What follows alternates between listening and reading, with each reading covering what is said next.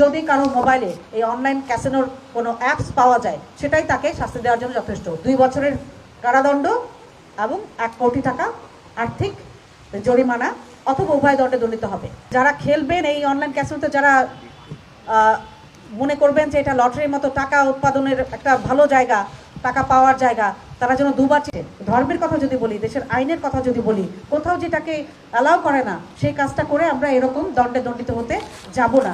আমরা মানে শয়তানের ধোঁকা বলেন বা খারাপ কাজে আমরা উদ্বুদ্ধ হব না, ভালো কাজে থাকব।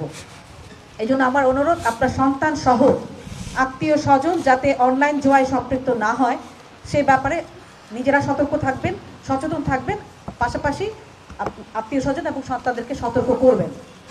মোবাইলে এই জুয়ার অ্যাপস রাখাও অপরাধ।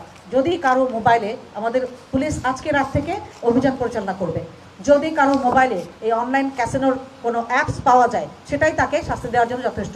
পুলিশ তাকে অ্যারেস্ট করবে, কোর্টে সোপর্দ করবে এবং তারপরে তার যে পানিশমেন্ট, এই যে বললাম 2 বছরের কারাদণ্ড এবং 1 কোটি টাকা আর্থিক জরিমানা অথবা উভয় দণ্ডে দণ্ডিত হবে।